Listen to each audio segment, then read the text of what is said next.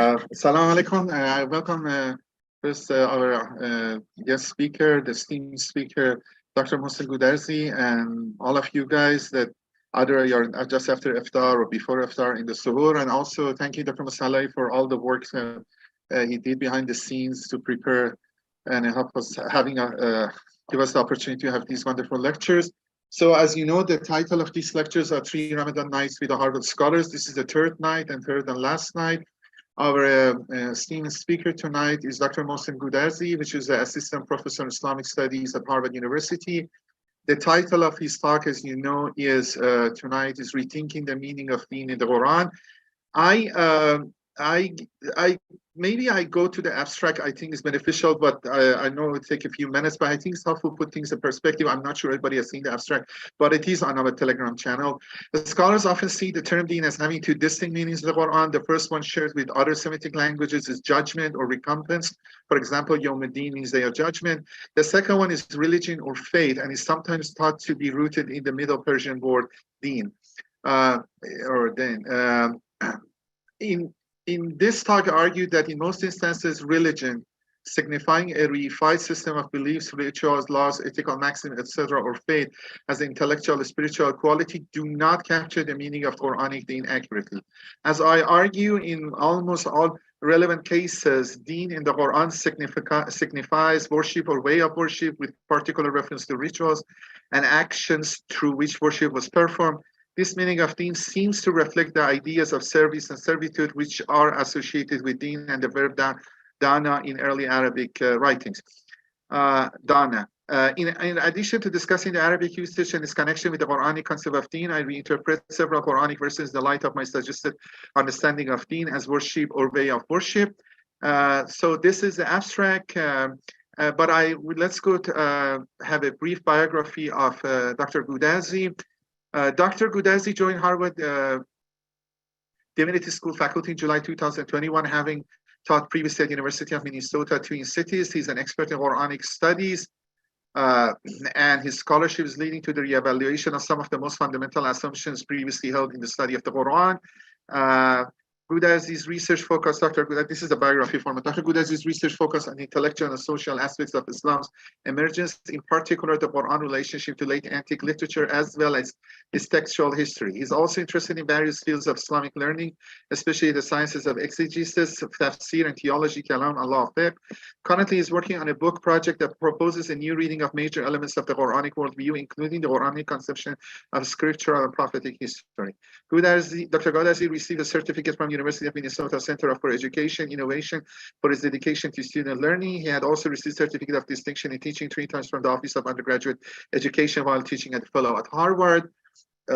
You can see the selected publications of him in his academia webpage, but these are some of the important ones. The first one is the famous paper by Dr. Behnam Sadiqi on the Sana manuscript. Sana, the origins of Quran. There is other ones which, for saving time, I'm not going to read all, but the one which is important, maybe also relevant today, is the ascent of Ishmael, genealogy, covenant, and identity in early Islam, which is his topic of his dissertational doctoral dissertation. And then another article which just recently came out, the written Torah and oral Quran in the pagan Mecca.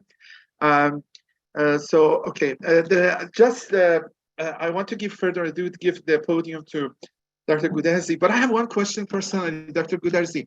I think you did your bachelor in Iran. I was just curious to know, is it okay with you, which university and which field you were?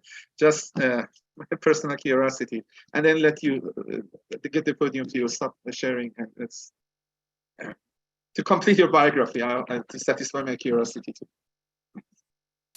First of all, salam. To you, Dr. Goudarzi, thank you so much, and to Dr. Musallai for organizing these talks. And salam to everyone who is listening. Thank you so much for your time. Thank you for being here. I did my bachelor in computer engineering at the Sharif University in Tehran. I also did a master's in the same field, or in information technology, before changing fields.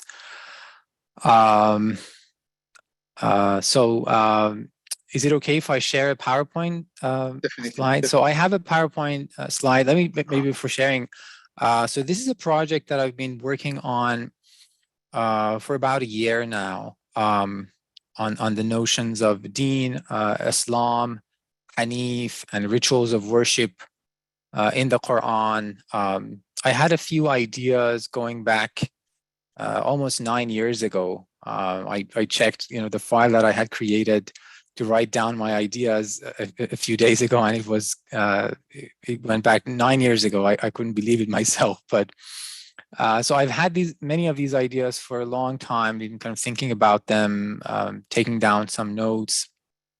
And I had the opportunity last year to start working on them, and so to publish a few papers. One of them came out last week. It is titled "Unearthing Abraham's Altar, the Cultic Dimensions of Dīn, Islam, and Hanif in the Quran." And I'm working on a few more papers. I have written a few more papers. Some are under review, some are to be submitted. And tonight I'm going to speak partly about the results that are already in the paper that was published last week, Unearthing Abraham's Altar, but also partly from some of the findings and arguments that I have from some newer studies that have not been published. So it's partly published, partly under review. And I'll be speaking about the meaning of dīn in the Quran, and after that also about the meaning of Islam in the Quran, because they're just so closely related. Let me share my slides with you. And by the way, Ramadan Mubarak to everyone, and also Eid Mubarak in advance. We're very close. So can you see my screen? Yes, yes. Excellent. So rethinking the meaning of dīn in the Quran. Now, how is the term dīn in the Quran understood? It may seem, a very obvious term. We know in many languages that have been influenced by Arabic, we already have the term dīn. In English, we translate it as religion oftentimes. And so it may seem that it's a bit of an evident term. It is transparent. It means what it means. It means a dīn. It means a religion. There are 92 occurrences of the term dīn in the Quran. And I have here a list from the website corpus.quran.com, which is a very useful website.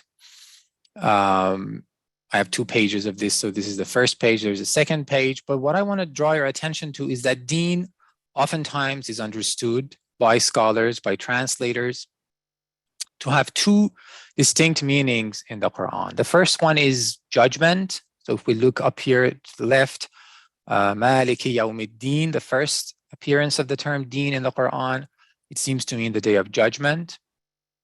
And the second meaning is oftentimes understood as religion.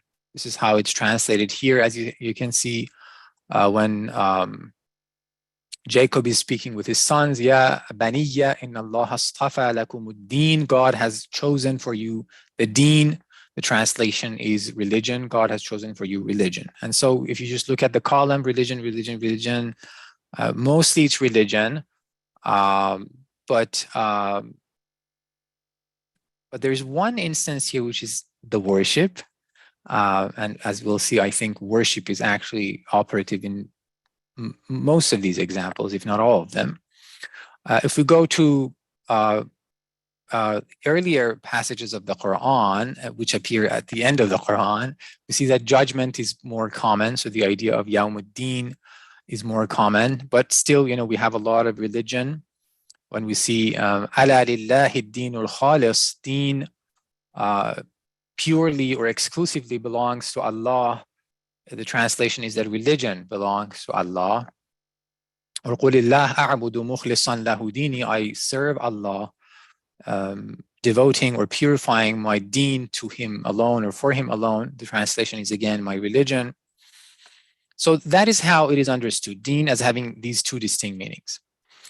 And if you look at dictionaries, similar situation. So if you look at the bottom of the screen here, deen from let me maybe put it this way. So oftentimes these 2 different meanings are given 2 different etymologies. So deen in the sense of judgment is something that other Semitic languages also have. In Hebrew, we have yawm hadin, which is basically like yawm, the day of judgment or recompense. In Aramaic, we have similar formulations. So in Semitic languages, deen does have the sense of judgment. A court in Aramaic is called Beit Din, the house of judgment.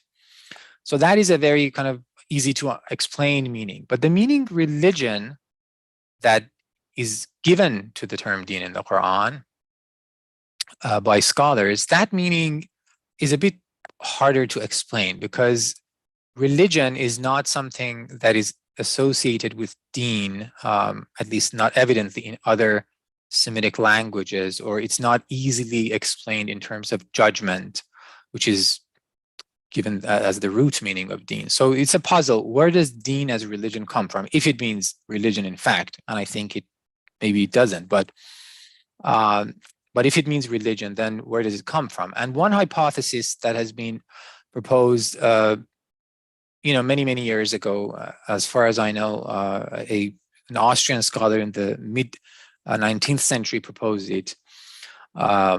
It's that in Middle Persian and in Persian, we have the notion of dāna, which according to some scholars, means something that approximates the modern concept of religion. It means a system of beliefs, rituals, laws, maybe ethical maxims and teachings, maybe even social institutions, and so that is, according to some scholars, that is the root of deen in Arabic. In other words, deen is a borrowing in disguise.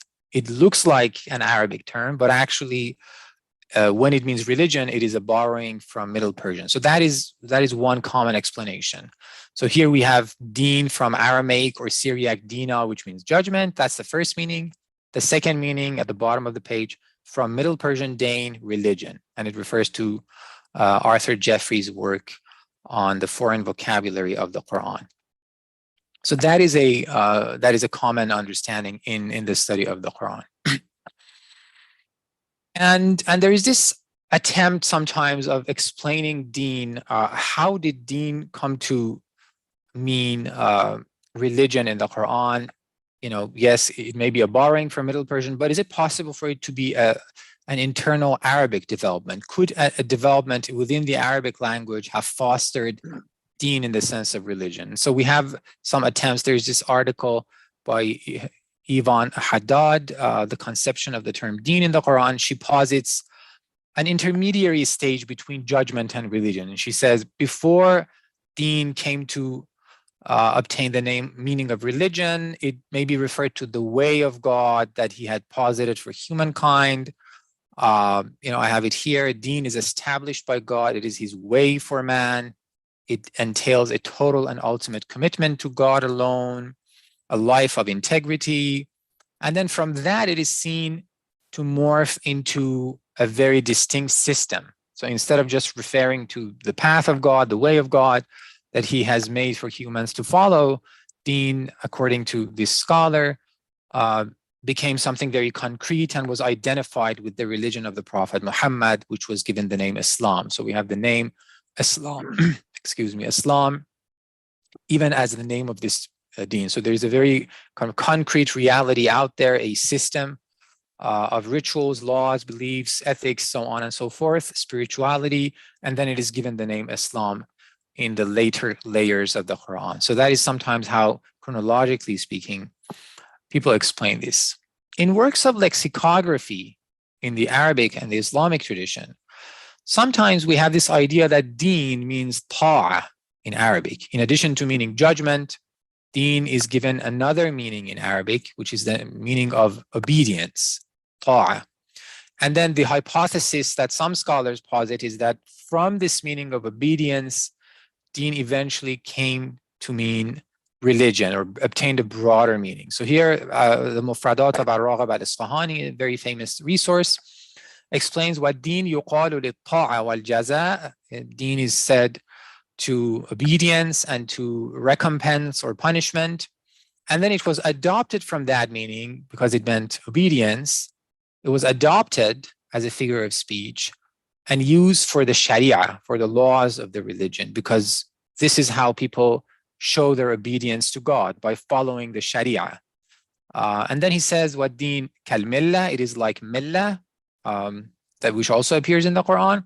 However, the term deen carries the senses of ta'a wal inqiyad lish-sharia, obedience to and adherence to the sharia, to the laws of Islam. So that is how he explains deen. And oftentimes many commentators also would point out that deen in Arabic also means ta'a, and then from that maybe it became the name of the religion, because ta'a, obedience, is manifest in how people follow the laws of the religion and then follow the religion. So obedience kind of morphed into religion. There's a little bit of a gap here from obedience to religion, but that is how it's understood. Izutsu in his work also adopts this interpretation. He says deen originates from a purely personal obedience as a spiritual quality, as an internal quality of obedience, and then it goes on being reified. Reified meaning becomes something concrete and specific in the outside world, a system in the outside world, as an objective reality, basically. It has institutions, it has laws, it has ritual practices, it has beliefs, it has a spirituality. And so that is how he explains it, in line with the lexicographers and many commentators. So that is another attempt to say, if it's not from the Middle Persian dain, maybe it's from Arabic deen in the sense of ta'a and obedience, which goes on to mean religion. Somehow it expands and becomes reified. So that is how it's commonly understood. Now, I think this is very close. However, sometimes we have a key, and even if one cut of the key is not right, it doesn't open the door. And I'm going to suggest that if we change a little bit our understanding of deen in Arabic, if we change it from obedience to service, so from obedience to service, and if we also change our understanding of deen in the Quran from religion to worship, then we have a perfect correspondence. And there is no puzzle to be solved. There is no linguistic puzzle to be solved, because in secular context, deen means service, to be subservient to a higher authority, usually a king in Arabic literature, as we'll see. And then in the Quran, it means worship. And worship, what is worship? Worship is service. Just in religious terms, we call it worship. It is how we serve God. It is how we show our service to God as servants of God. Because what are we? We are ibad of God, right? That is a dominant metaphor in the Quran, is of humans being servants of God. So it's very natural for us to owe God service. And deen in the Quran, I argue, simply means service or worship. It does not necessarily mean religion in a broad or reified sense necessarily. So that is my hypothesis, and I'm going to explain. So the first thing I want to say is that the notion of ta'a, I think, has derailed efforts to understanding properly, because I think ta'a is not a very accurate understanding of deen in early Arabic literature. I think service, as I mentioned just now, I think service and subservience carry the idea behind deen much better than ta'a as obedience. And so let us look at this dictionary by al-Jawhari, a very important scholar, and this is a very important dictionary, as-Sahah. And here's, he mentions three different meanings for the root, the verb dāna. The first one is, to borrow or to lend money from dain, right? So dain means debt. Dāna means to, acquire a debt or to give some money to someone as a debt. So borrow or lend. But he also mentions, in addition to this meaning and in addition to judgment, he mentions this meaning which I have here highlighted for you. What dānahu dīnan, deen meaning dānahu is the verb, deen is the mastar. أي أذله واستعبده. أذله واستعبده. He humiliated him and he took him as a slave. He made him into a slave. عبد. عبد means a slave or a servant. So استعبده. يقال دنته فدانا. I subdued him, so he became subdued. وفي الحديث الكيس من دان نفسه. So in a hadith of the Prophet says, a smart person is someone who subdues his soul, controls his soul, subdues his soul. Man dana nafsah.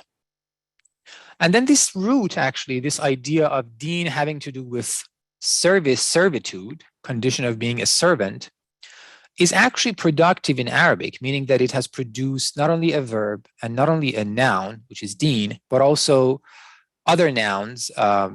We have here al-madin, means al-abd, so a male servant. Al-madinah means al-amah, so al-madinah means a female servant. كأنهما أذلهما العمل, as if their labor has subdued them or has humiliated them or shows their condition of servitude, basically. And then from there we have dayyana as mallaka. So dayyana means he made someone possess something. He gave possession of something to someone. So mallaka has this idea of, so dayyana and mallaka have both this idea of also to possess, because what is, when we're thinking about it, the servant, a servant or a slave is considered to be possessed by someone else. So mallaka has this idea, dayyana has the same idea of transferring possession of someone to of something to someone. And then he goes on to say ad-dīn al-ta'a. So that is also something that he mentions, but I think that actually, if we look at early Arabic poems and even prose texts, deen does not really mean ta'a, or at least that's not the main meaning. It really means service. It is something, ta'a or obedience is something that could be a one-off thing. You just obey someone in a certain circumstance. But I think deen conveys a more permanent status, the status of being a servant, the status of servitude, and then the action that comes with that, the service that you owe to a higher authority. So let us look at some examples of that in poetry. For example, this is a poem from Imru al-Qais, a famous Arab, pre-Islamic Arab poet. And I want to draw your attention to the second line, in which he's basically saying that, maybe his tribe he was a prince of the Kenda tribe, if I'm not mistaken, and they used to call themselves kings, or, they were recognized as kings maybe by the empires of the time.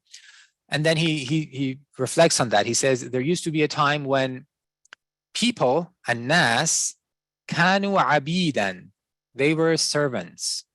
وكنا نحن أربابا, and we were masters. So people were abid, they were our servants, and we were their masters. And then he says, we're going to fight to restore that situation until you again, meaning the subjects, the former subjects, again become حتى تدينوا لنا, in the last line, حتى تدينوا لنا, until you serve us again, طوعا وإتعابا, either willingly or not, in toil, or we'll force you to do it, but you are going to serve us again. So dāna yadinu has this sense of to serve in this poem, and is something that abid do, meaning servants do and slaves do. From the famous Mu'allaqa of Amr ibn Kulthum, another pre-Islamic poet, I want to draw your attention to this line. So he's basically bragging that, my tribe, I think maybe he was from the tribe of Taghlib, that my tribe was not one that would accept subservience to the king or be servants to a king. And then he's saying there were glory days in which we would fight, وَأَيَّامٍ لَنَا, and so many glory days, battle days presumably, غُرٍ قِوَالٍ, they were just distinguished days, they were long days of battle in which we rejected the king, عَصَيْنَا الْمَلِكْ فِيهَا, in those days, أَنْ نَدِينَ, lest we serve him. So we didn't want to be subservient to a king, and we fought to preserve our freedom, basically, because we didn't want to be slaves. And this is how Arbery translates it in his 7 Odes. He says, and many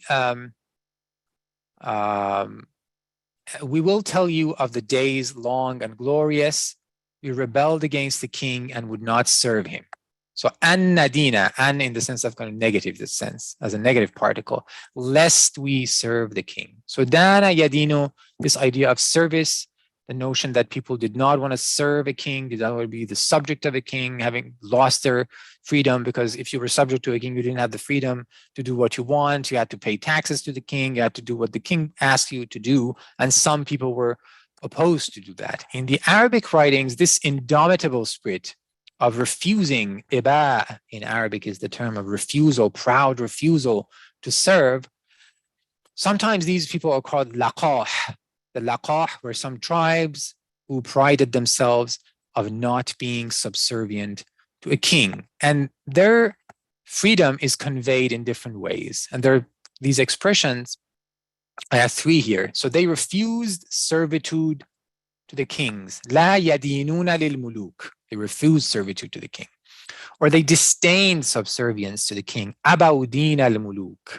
Abaudin al muluk fahum laqahun. It's a line of poetry. Or did not live in servitude to the king. Lam yakunu fi din al malik. Fi din al malik. In service of a king. As subject of a king.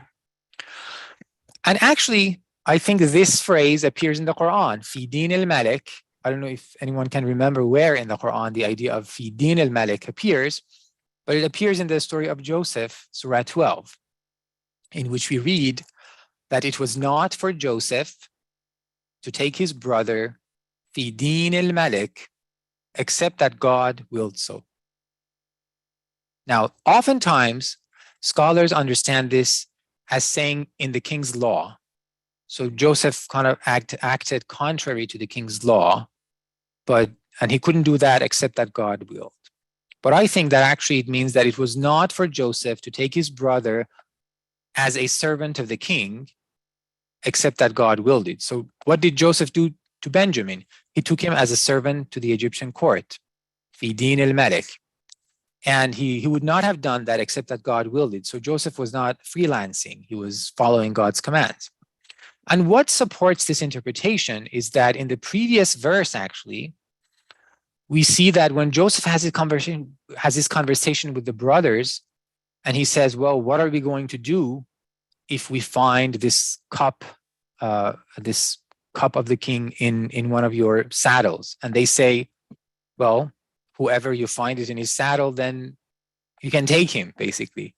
جَزَاؤُهُ مَنْ وُجِدَ فِي رَحْلِهِ فَهُوَ جَزَاؤُهُ. He himself will be the punishment, meaning that we're not going to pay you money and so that you let us go. You can just have the thief yourself. The thief becomes a servant, basically, loses his freedom. So that is what the next verse tells us. Joseph could not take his brother in service of the king, except that God willed so. مَا كَانَ لِيَأْخُذَ أَخَاهُ فِي دِينِ الْمَلِكِ إِلَّا أَنْ يَشَاءَ اللَّهُ. So deen, I think, means service, also in the Quran, from that kind of secular usage of service. Here also we see that deen has the same meaning of service. Now, in the religious context, service is worship. What do we do when we serve God? We call it worship. We pray to God, we perform the pilgrimage, we pay the alms tax, we are kind to our parents, to our friends, all these different obligations that we do in service of God. And I think the connection between deen and serving God is very strong in the Quran, and that's not an accident, because deen simply means worship. So let's say the famous example, Surah Al-Kafirun. قُلْ يَا أَيُّهَا الْكَافِرُونَ, say, oh, unbelievers, or maybe pagans. As Professor Juan Ko has argued, maybe kafir in the Quran sometimes has to be translated as pagan. لَا أَعْبُدُ مَا تَعْبُدُونَ, I do not serve what you serve. وَلَا أَنْتُمْ عَابِدُونَ مَا أَعْبُدُ, nor do you serve what I serve. And then the last verse says, لَكُمْ دِينُكُمْ وَلِيَ دِينِ, or وَلِيَ دِينِ. You have your worship, you have your way of worship, and I have my way of worship. And the Prophet's way of worship is different because it is monotheistic. He worships only one God, Allah, whereas the mushrikun, according to the Quran, worship some other beings as well as Allah. So deen and service are here. A'budu. What is a'budu? Is what an abd does. It's service. I do not serve. Another example from Surah Hud, if I'm not mistaken, in Yunus. قُلْ يَا أَيُّهَا النَّاسِ إِن كُنْتُمْ فِي شَكٍّ مِّن دِينِي. If you are in doubt about my deen, and I think it means worship, but the Prophet is worshiping. So what is distinct about the Prophet's worship is that he is refusing to worship other beings. Maybe he's going to the Meccan sanctuary, to the Kaaba, he's performing the salat, and the mushrikun have their own salat, and they are calling on beings other than Allah, as well as Allah. But the Prophet is refusing that. He's calling only on Allah.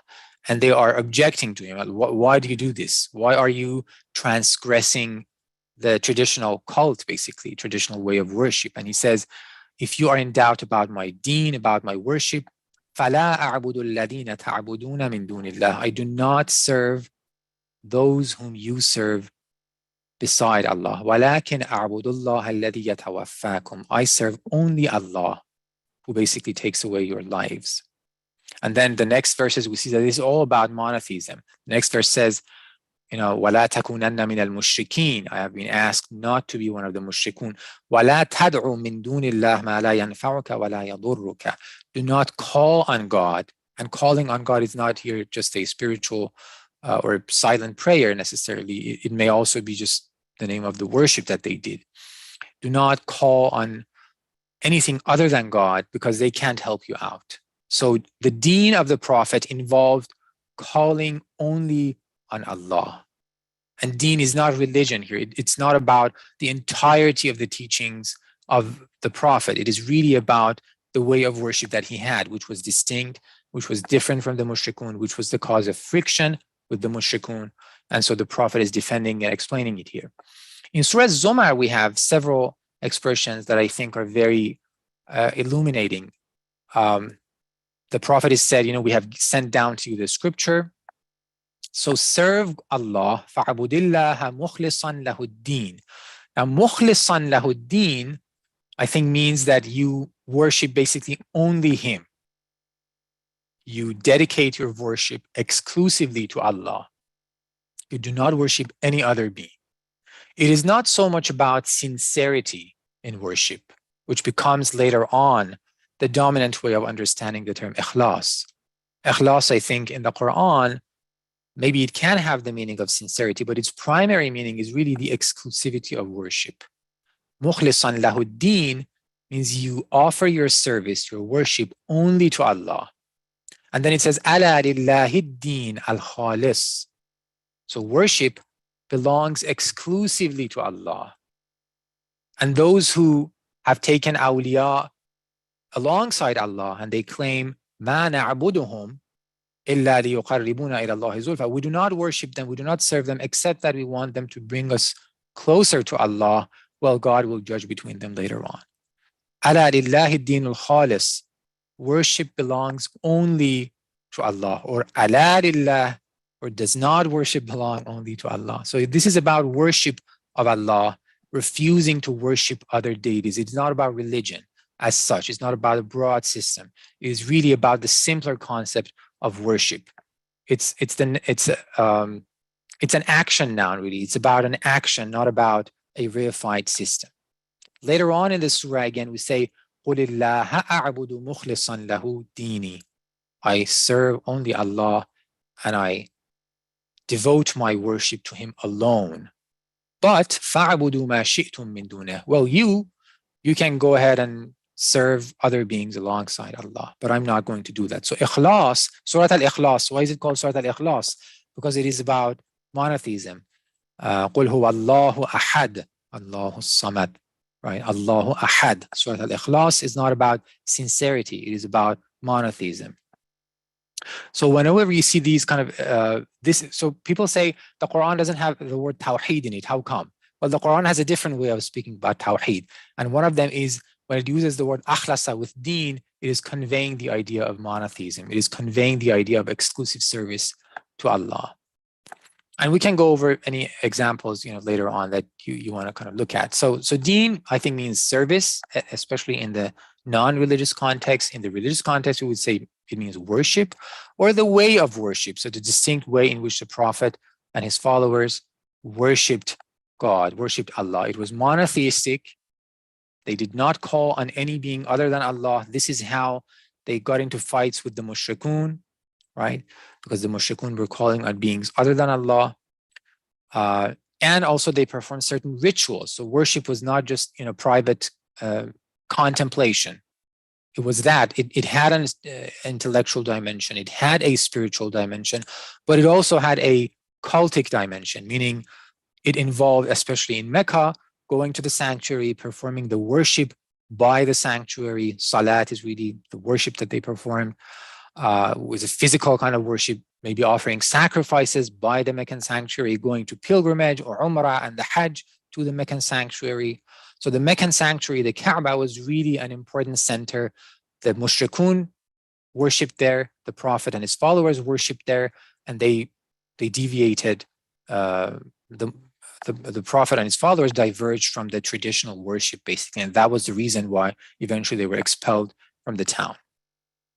So I think I already mentioned this. Now, sometimes you could say that when it means way of worship, it's not too far from religion. And I agree, when we're talking about our way of worship, well, we could say that the entirety of religion is a way in which we worship God. So I don't have an objection to that, as long as we know that, what we're speaking about. But I think religion as this broad system is oftentimes not what is meant in the Quran. It's a simpler concept of just worship is really meant. And the rituals of worship oftentimes are kind of hiding behind these terms that we don't necessarily see. So when we read in the Quran, "La a'budu ma ta'budun," we don't necessarily imagine distinct rituals of worship, right? We just say, well, I do not worship, I do not serve. Maybe it's just about not recognizing beings other than Allah, and they were recognizing. But it's not just that they recognize, they actually perform distinct actions to honor those beings. So abada was something that they did actually. It was not just lip service in the sense of just, praying or saying some things, but actually distinct actions, sacrifices, so on and so forth. So oftentimes the Quran, I think it's hard to see in the Quran because the Quran doesn't get into the details. But these terms, abada, even dhakara or da'a, وَلَا تَدْعُ مَعَ اللَّهِ إِلَهًا آخَرَ. This is not just about private prayer. It is that, but it's also about public prayer, about rituals of worship. So now this gets us to Islam. Now Islam is another term that I think we need to kind of slightly adjust our understanding of it to do justice to the term. Islam oftentimes is understood as simply submission. Submission meaning resignation to God's will, being willing to do whatever he asks of us, and is connected with aslama in the sense of submission. Maybe in battle, people submit, or they give up someone else in battle. They are treacherous, they hand over someone in battle. So these are some of the meanings. But I think in the Quran, Islam is oftentimes more than that. I think Islam is not just submission to God. It is also the rejection of submission to any other being or deity. So if you want, we should say it's total submission, it's complete submission. It is exclusive submission to God. And because of that, I think maybe we should use another term sometimes, to serve God alone, to devote ourselves to God, to Allah alone, to worship Allah alone. So Islam, I think, has that monotheistic connotation to it, that submission does not really capture well. And I want to go over some examples. I think I already mentioned. So just this point, I want to say that Islam, in a way, in the way that I'm understanding it and I'm interpreting it, Islam is a kind of deen. What is deen? I've said deen is a form of serving God in particular in the context of religion. Now, Islam is a kind of deen that entails exclusive worship, because you could say, the pagans would say, well, I offer Allah his deen. Maybe I also offer Uzza her deen. I offer Manat her deen. I'm doing the deen. But Islam means only rendering deen to Allah, only rendering service, only worshiping Allah. So Islam has this exclusive, it's a special kind of deen. It is monotheistic deen. It is monotheistic worship, as I'll try to explain. So just some examples in which I think the idea of submission has really derailed, just like obedience, I think, has derailed and prevented us from seeing some important aspects of Islam, from deen. I think submission has derailed, an adequate understanding of Islam. And I'm not, by the way, I arrived at these understandings based on the Qur'an, but I then discovered that actually in some works of exegesis, we also have similar views. It's just that they are kind of marginalized, or they became marginalized. But these are all attested actually in the Islamic tradition itself. So let's say, this verse in Surah Al-An'am, in which the Prophet declares that he follows the deen al-qayyim, an upright religion. And then he says, my prayer, inna salati, verse 162 here, inna salati wa nusuki, my sacrifices or my maybe cultic rituals in general, wa mahyaya wa mamati, my life and death, meaning my whole existence, belongs to Allah, the Lord of all beings. Lillahi rabbil alameen. La sharika lahu. He has no partner. So I am dedicating my worship, my salat, my sacrifices, and my life in general only to Allah. He has no partner. لذلك أمرت وأنا أول المسلمين. Muslimin. I think Muslimin here is not submitters. It means those who serve only Allah, monotheists, if you will. Could say Muslimun means monotheists. Juan Ko, whom I mentioned already, has an article in which argues for understanding Islam as related with monotheism. He has a different linguistic explanation, historical explanation, but I definitely agree with him that Islam is not simply submission.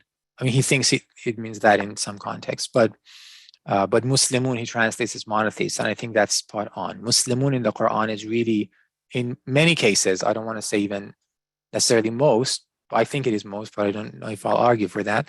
But it's really about exclusive worship of God. It's a kind of deen which entails exclusivity and monotheism. The next verse goes on, قُلْ أَغَيْرَ اللَّهِ أَبْغِي رَبًّا. Shall I seek a master or Lord other than Allah? وَهُوَ رَبُّ كُلِّ شَيْءٍ. While he's the master and Lord of everything. So this is all in a very intensely monotheistic context, in distinction to the pagans who worshipped other beings, according to the Quran. Here we have Noah, who is preaching a message of monotheism to his people. In the first verse, verse 71, he says, well, I have my trust in God. If you want, you can band together with your shuraka, wa shuraka'ahum, fa'ajmi'u amrakum wa shuraka'akum. You can band together with the associates, so your associates, but it's really associates that they posit for God. But then he says, I'm not going to do that. وَأُمِرْتُ أَنْ أَكُونَ مِنَ الْمُسْلِمِينَ. Again, Muslimin, I think, is not just submitting. It really means I'm a monotheist, basically. I'm not going to serve beings other than Allah, these shuraka that you posit. Pharaoh, when he's drowning, he says, آمنت أنه لا إله. I have now believed, I have now accepted that there is no God except the one in whom the Banu Israel have believed. إلا الذي آمنت به بنو إسرائيل وأنا من المسلمين. Again, Muslimin is associated with this idea of accepting that there is only one God, not just submission, but monotheistic devotion to the one God. There are other examples, فَاعْلَمُوا أَنَّ مَا أُنزِلَ بِعِلْمِ اللَّهِ وَأَنْ لَا إِلَهَ إِلَّا هُوَ فَهَلْ أَنْتُمْ مُسْلِمُونَ. Again, this emphasis on one God existing. قُلْ إِنَّمَا يُوحَى إِلَيَّ أَنَّمَا إِلَهُكُمْ إِلَهٌ وَاحِدٌ. It is revealed to me that your God is only the one God. فَهَلْ أَنْتُمْ مُسْلِمُونَ. Again, it's not, I think, submission. It is, are you going to be monotheists properly? Are you going to worship only God, or are you going to stick to your way of worship, which entails a multiplicity of gods? Now, sometimes this may appear, no, this meaning doesn't work. And I want to kind of go over one example of that. In Surah Az-Zumar, we read, أَفَمَنْ شَرَحَ اللَّهُ صَدْرَهُ لِلْإِسْلَامِ فَهُوَ عَلَى نُورٍ مِّن رَبِّهِ is one whose breast has been expanded by God for Islam, and he is therefore, he has a light from his Lord. Is this person the same as the unbelievers? Basically, that's the connotation. So Islam, what does Islam mean here? What does it mean for someone's heart to be open for Islam? And then it goes on to say, فَوَيْلٌ لِلْقَاسِيَةِ قُلُوبُهُم مِّن ذِكْرِ اللَّهِ. Woe to those whose hearts are basically averse to the dhikr of God. We say, well, maybe it means submission. But actually, if we look later, the surah is specifically using a similar formulation to criticize the mushrikun. And it says, they do not like it when Allah alone is mentioned. So it says, وَإِذَا ذُكِرَ اللَّهُ وَحْدَهُ, when only Allah is mentioned, إِشْمَأَزَّتْ قُلُوبُ الَّذِينَ لَا يُؤْمِنُونَ بِالْآخِرَةِ. Those who do not believe in the hereafter, the mushrikun, their hearts, shudder in revulsion. They don't like it. They hate it. But وَإِذَا ذُكِرَ الَّذِينَ مِن دُونِهِ إِذَا هُمْ يَسْتَبْشِرُونَ. But when beings other than Allah are mentioned, well, look, the mushrikun are now happy. إِذَا هُمْ يَسْتَبْشِرُونَ. So they are happy only when beings other than Allah are also mentioned. So when you read earlier in the surah, أَفَمَنْ شَرَحَ اللَّهُ صَدْرَهُ لِلْإِسْلَامِ, I think it's, again, Islam is really not about submission as such. It is about monotheism. It is about monotheistic devotion to the one God. And it's the deen, the kind of deen that the Prophet had. It was a monotheistic way of service and worship. So the Quran is here saying that only those whose hearts have aptitude can accept monotheism. Others will just hate it. They want to worship a variety of gods and beings alongside Allah. So that's one example of kind of how to reinterpret. And actually, I think there's good evidence in many cases. Now, I mentioned that, I came to this reading while reading the Quran, but then as I've been writing this paper on some of these verses that I'm going to talk about, I discovered that actually, some commentators very explicitly, equate Islam with Tawheed, basically. So Muqatil ibn Sulaiman was a very early commentator from Balkh. He might have left us the earliest commentary on the Quran. And here it is, he's basically explaining verses from Surah Al-Baqarah, Surah 2 of the Quran. So about Abraham, إِذْ قَالَ لَهُ رَبُّهُ أَسْلِمْ. So first of all, Muqatil equates aslama with akhlasa. So aslama for him means the same as akhlasa. And I mentioned that we say, well, why does the Quran not mention tawheed? And I said, it does. It just uses a different term. It uses akhlasa with deen. And aslama is another way in which the Quran, I think, conveys the same idea that we use tawheed for. So aslama and akhlasa have a similar meaning in the Quran. And Muqatil actually recognizes this. Aslim meaning akhlas. قال أسلمت meaning أخلصت لرب العالمين. ووصى بها. So Abraham basically recommended or commanded his sons to it, meaning to ikhlas, to monotheistic devotion to God. And here, he says Muslimun, when he says فَلَا تَمُوتُنَّ إِلَّا وَأَنْتُمْ مُسْلِمُونَ, do not die unless you are in a state of Islam, you are Muslimun. He says Muslimun means مُخْلِصُونَ بِالتَّوْحِيد. So those who purify their worship by acknowledging God's unicity, مُخْلِصُونَ بِالتَّوْحِيد. So he actually habitually understands this. This verse in Surah Al-Baqarah, I think verse 197, 93, وَقَاتِلُوهُمْ حَتَّى لَا تَكُونَ فِتْنَةٌ وَيَكُونَ الدِّينُ كُلُّهُ لِلَّهِ. He says حَتَّى لَا تَكُونَ فِتْنَةٌ means fight them. First of all, he adds abadan, always, which is interesting. So either he's adding it, or maybe he thought that the text has abadan in itself. وَقَاتِلُوهُمْ abadan, fight them always, until there is no fitna. حَتَّى لَا يَكُونَ فِيهِمْ شِرْكٌ فَيُوَحِّدُوا رَبَّهُم. There is no fitna. So fitna he understands as shirk. Many commentators do that. وَيَكُونَ يعني وَيَقُومَ الدِّينُ لِلَّهِ. So that deen belongs to Allah. And he says, it means فَيُوَحِّدُوهُ وَلَا يَعْبُدُوا غَيْرَهُ. Meaning, until only God is worshipped, until people acknowledge God's unicity and do not worship anything other than Him. So ad-dīn means worship. It's not وَيَكُونَ الدِّينُ لِلَّهِ, does not mean religion belongs to Allah. It really means until they do not worship anything other than Allah. And basically this is a situation in which you should fight the pagans because no other deity should be worshipped at the Meccan sanctuary. They're not allowed. يَكُونُ الدِّينُ لِلَّهِ. All worship should belong to Allah. They're not allowed to come and sacrifice to Al-Uzza in the Meccan sanctuary anymore. So deen means worship.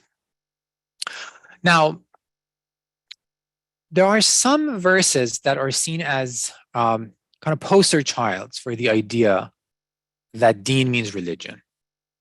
I didn't say absolutely. I mean, anywhere else you could say maybe deen means obedience, or maybe we can kind of wiggle our way out of it. But there are some verses that many people argue that in which it means, deen means religion and Islam means the name of that religion. So I want to talk about a couple of those verses tonight and then wrap up the conversation. And I think actually in those verses also, deen means worship and Islam means exclusive worship of God or monotheistic worship of God. So that's what I'm going to argue. So one of them is, two or three of these appear in Surah Al-Imran, Surah 3 in the Qur'an.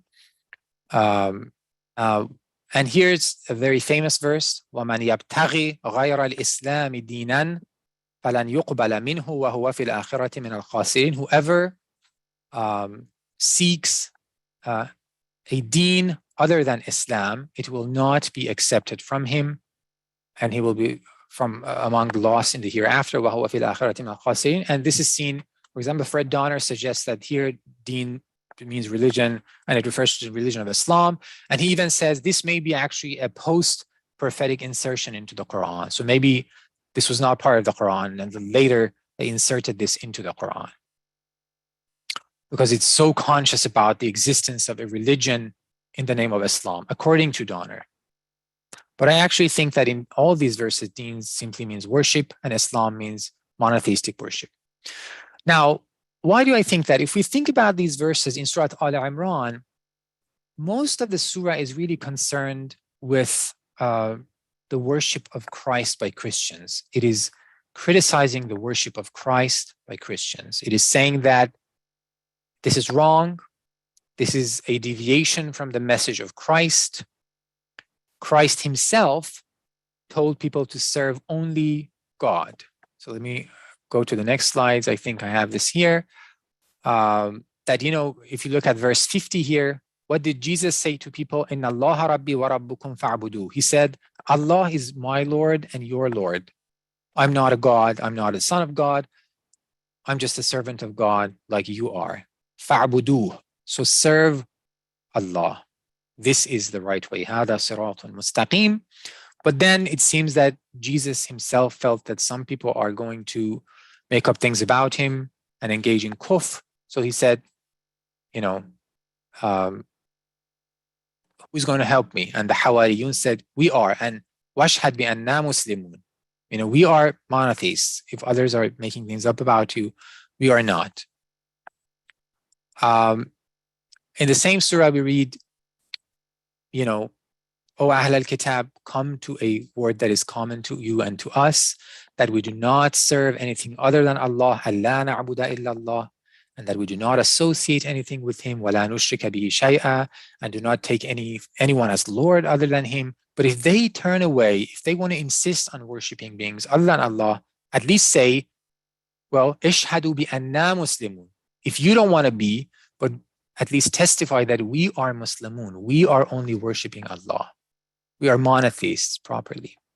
So the context of the surah is really about rejecting the worship of Jesus. And it is in this context that we read that it's impossible for Jesus to have said, verse 79 here, if you look at it, it is impossible for a human being to be given scripture and prophecy and judgment by God, and then, meaning Jesus, presumably, and then he would go on to say, people, kunu ibadan li min dunillah. It's impossible for Jesus to have asked people to be his servants. God had given him prophecy and scripture and so on and so forth. How could he say that to you? And how could he ask you maybe to take angels and prophets as arbab, as masters? Would he ask you to be pagans or to be unbelievers after you have been Muslimun? So basically what the Quran is saying, that before Jesus, you were monotheists. How could you possibly claim that Jesus came and gave you a teaching that deviated from monotheism, that made you deviate from monotheism? So this is really the central concern of Surah 3. And then it is in this context, in verse 83 down here, which the text goes on to say, well, why are they doing this? It's almost expressing surprise. Are they seeking something other than the worship of God? Why do they want to worship something other than Allah? Why is it not enough for them? It's not the religion of Allah here. This is the worship of Allah here. The whole context in this surah is about not worshiping any being other than Allah. Are they seeking to worship? Are they seeking the worship of anything other than Allah, while everything in the heavens and the earth, وَلَهُ أَسْلَمَ, worships him alone, so not submits to him, while everything in the heavens and the earth serves him alone, worships him alone? If everything in the heavens and the earth belongs to God, if وَلَهُ يَسْجُدُ مَا فِي السَّمَاوَاتِ وَالْأَرْضِ وَلَهُ مَا فِي السَّمَاوَاتِ وَالْأَرْضِ, nothing belongs to anything other than Allah, why are they seeking to serve beings other than Allah? And then it is in this context that it goes on to say, وَمَنْ يَبْتَغِ غَيْرَ الْإِسْلَامِ دِينًا فَلَنْ يُقْبَلَ مِنْهُ. Says, if your way of worship entails or includes the worship of beings other than Allah, and therefore deviates from monotheism, from Islam, it is not going to be accepted of you. Because we do acts of worship in the hope that they are accepted. But a worship that is not monotheistic is not accepted. I said that Islam is a kind of dīn. It's the exclusive worship of Allah. And here we have that reference. Whoever seeks a way of worship other than monotheistic worship, it will not be accepted from him. It is not whoever seeks a religion other than Islam or seeks an obedience other than submission. It's really about monotheism and about the worship of beings other than Allah. So this is one example I wanted to talk about. And the last example, I realize that I'm nearing the finish line here. And the last example is the famous verse in Surah Al-Ma'idah at the beginning of the surah, verse 3, in which we have what I have called the dīn declaration. Al-yawm akmaltu lakum dīnakum. This day or today I have perfected or completed your deen for you. وَأَتْمَمْتُ عَلَيْكُمْ نِعْمَتِي. I have completed or perfected my blessings upon you. وَرَضِيتُ لَكُمُ الْإِسْلَامَ دِينًا. And I am pleased with Islam as your deen. And this is, I would say, this is the verse that, like Izutsu, when he wants to mention that deen means religion in the Quran, he says it's definitely here it means religion. It can't mean anything other than religion. But I actually think that it means worship, and Islam means monotheistic worship. So why do I think that? So this verse prohibits 11 items. Al-Maita, carrion, blood, the flesh of swine, what has been consecrated to other than God, what has been strangled, what has been beaten to death, fallen to death, gored to death, what has been eaten by wild animals, what has been slaughtered on cult stones, and nusub, وَأَن تَسْتَقْسِمُوا بِالْأَزْلَامِ, as well as divination, or if you divide the meat of animals by certain methods. So it prohibits these things. And then it goes on to say, I have perfected your religion for you. That has been really surprising. And some scholars have said that this is a later insertion. This was put here by mistake. This is a post-prophetic insertion by Fred Donner. A lot of scholars say this has the declaration of the completion of religion has no relationship to the rest of this verse. But I think all of that is a mistake. I think they are actually very closely related if we understand things properly. And to understand things properly, we have to go back to the question of sacrifice. We have to go back to the question of animal meat. Now, for us, animal meat is more or less meaningless as an object as a religious object. We just go to grocery stores, we pick up meat, and it is slaughtered industrially, and that's it. For Muslims, we would say it has to be halal, it has to be drained of blood, but we don't associate it with worship necessarily, except in the context of Hajj. But in the ancient world, the sacrifice of animals was the most defining act of worship. Like, it was much more important than prayer or being kind to your parents. If you wanted to basically satisfy a divine power, you had to sacrifice to that divine power, preferably a large animal if you could afford to. If you couldn't, a smaller animal. If you couldn't, an agricultural offering. If you couldn't, a fruit or something. But preferably you slaughter animals if you can afford to. And that is the way to gain the pleasure of divine beings. And in Surah Al-An'am, the Qur'an attends to this question. And basically what the Qur'an does is it does two things in Surah Al-An'am. It first says the mushrikun have certain regulations that are just baseless and made up. So don't follow them. They say that, if there is an animal who's a male and then is pregnant, and if it's killed, what's in its belly is forbidden to, the female, to women, but it's allowed to men, or, they do certain things. It rejects all of those things. It also rejects the practice of making agricultural or animal offerings to beings other than Allah. And it criticizes them, says, وَجَعَلُوا لِلَّهِ مِمَّا ذَرَأَ مِنَ الْأَنْعَامِ وَالْحَرْثِ نَصِيبًا. So God has created everything, and they have the audacity to go on and say, well, we just give one portion of this animal to Allah, and we give other portions to other beings. So this is preposterous. God has created the animal, and you are offering only a part of it to Allah, and you're offering other parts to other deities. So it criticizes these two things. And then it says to the believers, you have to do two things to be distinguished from the pagans, to make sure that you are not the same as them. First of all, do not follow their made-up taboos. You can eat everything and anything except four things: carrion, blood, flesh of swine, animals consecrated to other than God. So you can eat everything except these four. Do not follow their made-up list of prohibited things. The other problem is that you can eat an animal only and only if God's name has been invoked over it. So you cannot just eat the meat whenever you want without observing this. You have to invoke God's name and only God's name over it.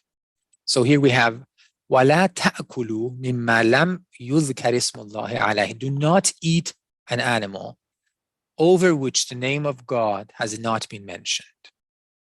And this is conveyed as a very serious thing. That if you do this, if you eat the meat of an animal over the name of which other gods are mentioned, or over which the name of Allah has not been mentioned, you will be mushrikun. It says, إِنَّهُ لَفِسْقٌ, and Satans are inspiring their followers, meaning the mushrikun, to fight with you about this. But if you obey them, إِنَّكُمْ لَمُشْرِكُونَ, if you eat the meat of an animal that has not been explicitly consecrated to Allah, you will become mushrikun. Why? Because there is this suspicion that the animal has been offered to beings other than Allah. And by eating the meat of an animal, let's say offered to Al-Uzza, you will become one of the mushrikun. This is a very serious thing. It may be hard for us to imagine why. How could eating the meat make us mushrikun? But actually in the Bible, we have a very similar regulation for the Israelites, that it says, do not befriend the Canaanites. If you befriend the Canaanites, then they will sacrifice to their gods. They will give you the meat of those sacrifices and you'll eat of those. And you'll become complicit in the worship of those gods.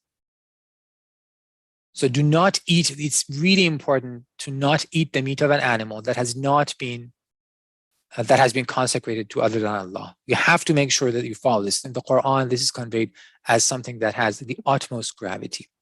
Now, what happens at the beginning of Surah Al-Ma'idah is that the requirement that are given in the Quran previously, that there are only 4 items that are forbidden, this is expanded to like 11 or 10 items at least. But the 11th one is not necessarily food related. But now the Quran departs from carrion, blood, flesh of swine, what has been consecrated to other than Allah. It adds a lot of items to it. And I think what happens is that the Quran is doing this precisely to make sure, again, that the believers are eating the meat of an animal only if it is slaughtered properly and only if over the slaughter of that animal, the name of Allah has been mentioned. Because what the Quran prohibits at the beginning of Surah 3, in addition to the 4 items usually mentioned in other verses, is all other examples in which an animal has died violently.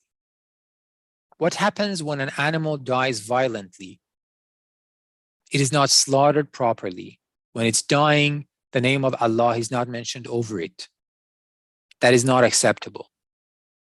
The believers, the Muslimun, can eat the meat of an animal only if it is slaughtered properly, which means only if Allah's name and Allah's name alone has been mentioned over the animal, which is a visible sign of Islam, which is the visible sign of the monotheism of the believers. And if we look at the context of this verse, we see that the first 2 verses of Al-Ma'idah are about hunting. It says, do not engage in hunting while you are hurum, while you are in a state of pilgrim sanctity.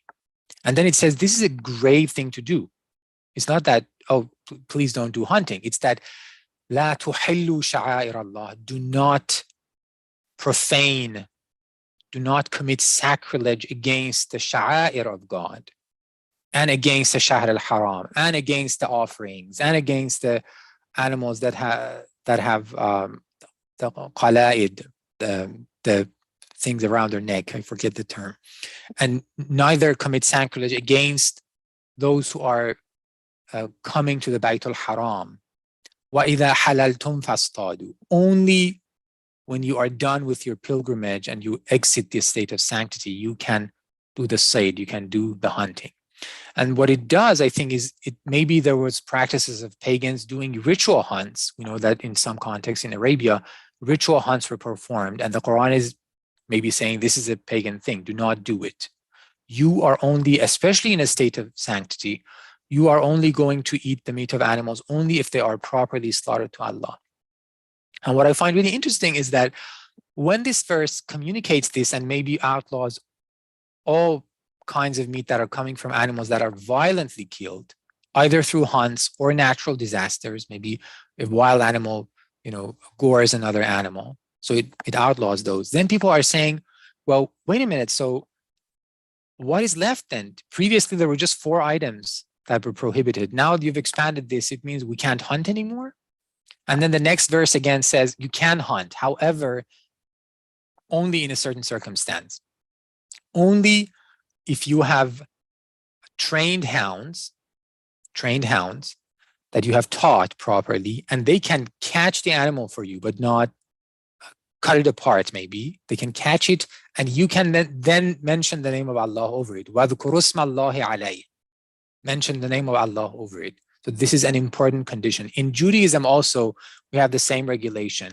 You cannot eat the meat of a hunted animal, according to the rabbinic tradition, except if the animal is caught alive and slaughtered properly and drained of its blood.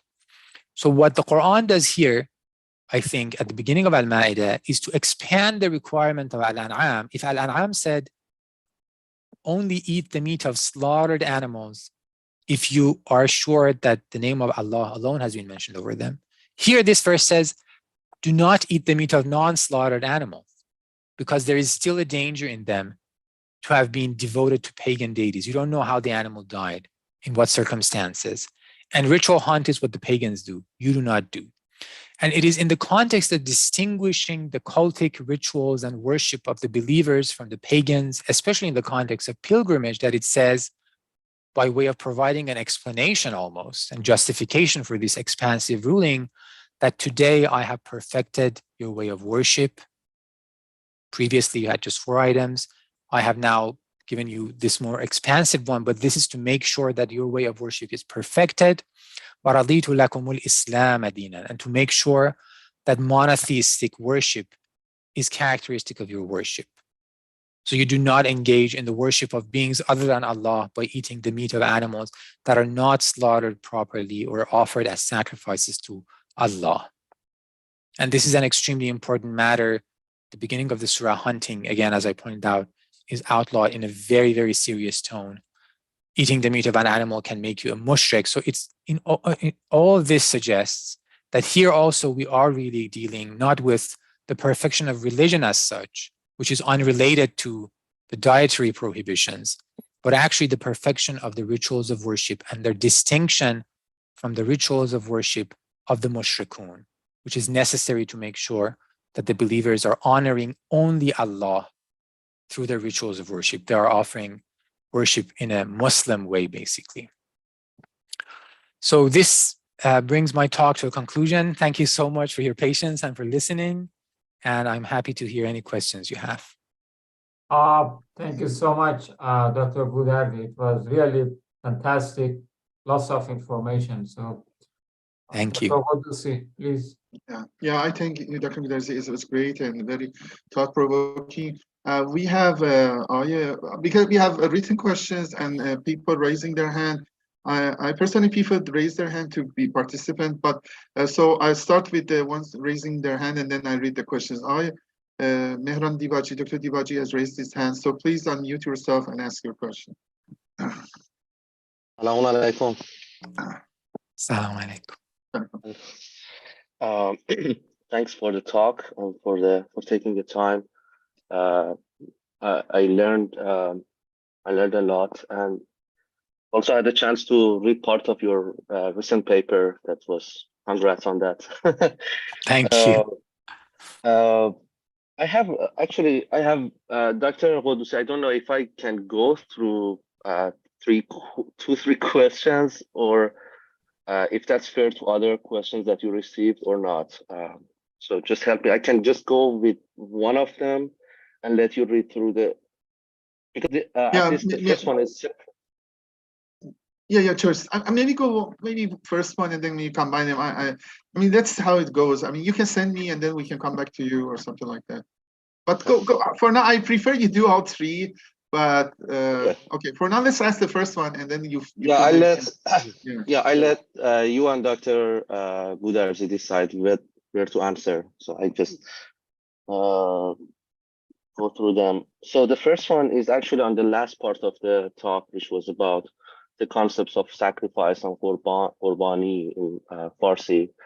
That what I've heard, and I may be wrong, this is the way I understood that sacrifice is a very important element of monotheism or any kind of worship. It's the way that is shown in practice. That's the way I understood it, and I also know that the verses that were brought here are towards the end of from the chronological perspective. It's like year 9th or 10th, or maybe the one in Ma'idah number. Actually, the one that I'm seeing here on the screen is known to be the last verse that was revealed to the Prophet Muhammad. And if that theory if I understood it correctly, that theory that is worship is very strongly tied to sacrifice, then the question is why this was not brought up the first years when the Prophet was in Mecca and these kind of rituals were actually showing themselves more and more repeatedly, not as a rule, not to suggest a rule, but as something to give an idea that this is actually because it was more evident, it was more it was more common in those years, but rather just delayed until 23 years or 20 years or something years later as the last verses. So do we have other evidences like outside of Quran or some verses in Quran that connects Islam as the way it was defined as exclusive submission to God to, I mean, not the verses that were mentioned, but something that is like, from a chronological perspective, it shows that it was the way that it was introduced at the beginning or not. We just have these verses. So that's the first question. The second question, and maybe there are some evidences outside of the context of Quran, maybe some pre-Islamic resources, that's also fine. I just want to hear Dr. Goudarzi's opinion on that. The other question is, so on the meaning of deen, what I heard is that it means the meaning of service, and in the religious context, to be replaced by worship, as it was in one of the slides, is more practical aspects of religion. And religion itself might be broader. And so you can just tell me if that's correct or not now. Is that right? What are the other aspects, basically, on the religion that you want to exclude in the service? I don't want to exclude any aspect necessarily, but I want to center rituals of worship and worship. It is also ideas, of course. You know, we do rituals based on certain ideas. So I think it is embodied ideas that are embodied in practice. But there are some rituals, exactly. But there are some rituals of worship that we do, like the salat. You know, it is the way in which we do worship. That's the ritual of worship. You could say that when you are also kind to your parent, you are worshiping God. That's not inaccurate. That's not incorrect. But usually when we talk about worship, being kind to parents is not necessarily the first thing that comes to mind. So I want to center the rituals of worship that were performed based on what I think is the Quranic evidence. But deen can be broader. You know, in the verse Surah Al-An'am, which I pointed to, the Prophet says, "Inna salati wa nusuki wa mahyaya wa mamati lillahi rabbil alamin." So it mentions first the very visible, distinct public acts of worship, salat and nusuk, but then it also mentions mahyaya wa mamati. So it's broader than that. We can worship God with our amwal, with our anfus, with our property, with our even beings. Fighting in his path in the Quran is another way of showing your devotion to Allah. So all of that, you could say that comes into play. But I think when we say religion, so how does it differ? Worship is the action, right? Religion is the reified object almost out there. It's a system out there. You know, when we say dīnillah, how do we understand it? Is it the religion of Allah or is it the worship of Allah? So I would say it is the worship. It pertains to the action that we do to serve Allah, not to a system of thought and belief that was, you know, unique to the Prophet and his followers, and that was different from the system of belief and practice that the Jews had and the Christians had. I don't think that is what the Quran is talking about, as, you know, there being kind of three distinct religions in the Quran. I don't see that. I think the Quran is talking about the worship of God, the monotheistic worship of God, which is really important. And, you know, it's not something that is only the prophets or the believers. You know, other communities can have that as well. So I would point to these, but I don't want to exclude anything from it. But that's why I said when we say a way of worship, then it could be close to religion. But I think as long as we understand religion as something that is centered on the worship of God and not, but how is it possible in its own right? But sorry, Dr. Goudarzi, just exclude this time that I did. No, that's because I haven't seen anybody else raise their hand. So maybe you go a few minutes, then or because I think that people have these questions, and then maybe you ask the other question too. Then if somebody raised their hand, then maybe we. Okay. But how is it possible to worship something or a god or some some gods and then do not have any thought behind it? I mean, That's not what I to me, said. No, that's not what how, I how said. that's because I thought you were saying religion means thought plus embodiment and actions. No, But religion how? is, so religion is a broad, so the way in which we understand religion, if you kind of look at the encyclopedia of religion for the definition of religion, religion is, it has thought, it has rituals, distinct rituals of worship, it has laws, whether, Okay. let's say the laws of dividing your property. I don't think they are very central to the Quranic conception of dīn, the laws of inheritance, for example, or, it has laws about a whole range of issues. It has ethical considerations. It has social institutions.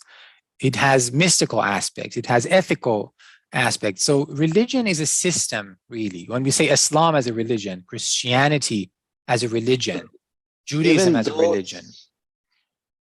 At least in the in Qur'an, and let's not because we were just talking about Qur'an.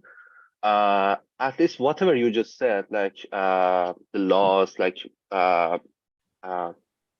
ihsan or ihsan al-walidain, for example, it's anything you can find on the ethical aspects, more or less before or after there is a connection to God and submission to God. I mean, I had a I used the Tanzil.net once a while ago, and it turned out that we have one third of verses filled with the name Allah, so or Allah, no, Allah or Allah. Exactly. So I mean, even those rituals in Islam are connected. It's not only sacrifice; it's also I didn't say it's only sacrifice. I didn't say it's only sacrifice. But when we read in the Quran that those who are in a ship and waves are coming over them, then they worship, they call on God, mukhlisina lahu-d-dīn. It is talking about them offering acts of worship to God. It's not talking about them being kind to the parents. It's not talking about them, writing a treatise on ethics and so on and so forth. It's really talking about them praying and making offerings to God and so on and so forth. And then when they come to the shore, they go back to their previous way of worship, which is polytheistic from the Quranic standpoint.